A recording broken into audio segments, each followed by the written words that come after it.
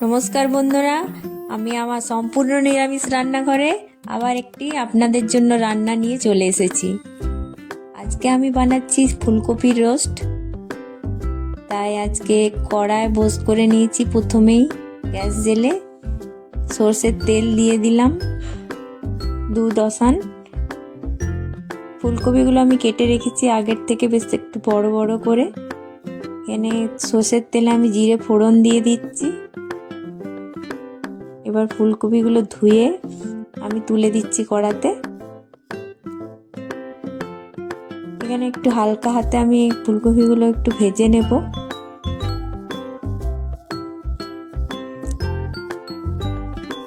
আমি এখানে ফুলকপি শুধু রান্না করছি না, ফুলকপির সঙ্গে একটু আলুও দিচ্ছি। আর আলু দিলে একটু আলাদা রকম হবে। ফুলকপি আলু একসঙ্গেই রোস্ট বানানো হচ্ছে এখানে। বাস এগুলো সব একসঙ্গে কড়াই তুলে দিয়ে আমি আবার ভালো করে হালকা হালকা করে ভেজে নিচ্ছি। এবার কিছু মশলা দিই, নুন দিয়ে দিলাম। নুন দিয়ে আর একটু হলুদ দিয়ে দেব পরিমাণ মতো। এবার আবার একটু নেড়ে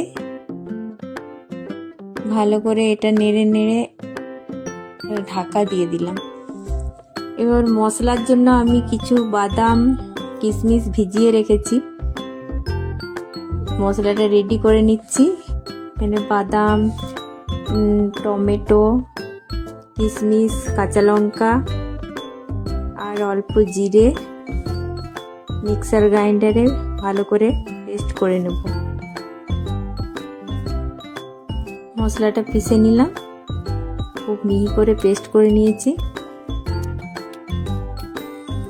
এবার ফুলকপিগুলো ভালো করে একটু হাফ হাফ সেদ্ধ হয়ে গেল। এর মাঝখানে আমি পেস্টটা দিয়ে দিলাম।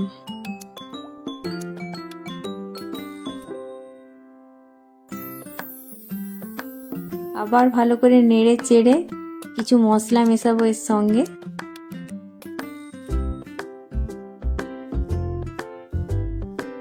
কাশ্মীরি লঙ্কার গুঁড়ো দিচ্ছি, বেশ ভালো কালার আসবে।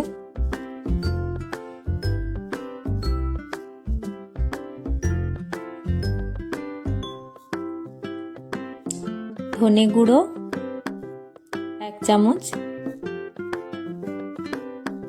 একটু জিরে গুঁড়ো আর একটু সবজি মশলা দিয়ে দিচ্ছি।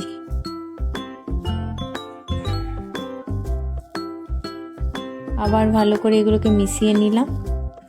অল্প একটু জল দিয়ে ঢাকা দিয়ে দিলাম। ভালো করে সিদ্ধ হয়ে গেলে এটা উপরে আমি ধনেপাতা কুচনো ছড়িয়ে দিলাম। নামানোর আগে বেশ ভালো করে গরম মশলা দিয়ে ফুটিয়ে নিলাম। এবার গরম গরম আমি দিয়ে তুলে নিয়ে পরিবেশন করলাম।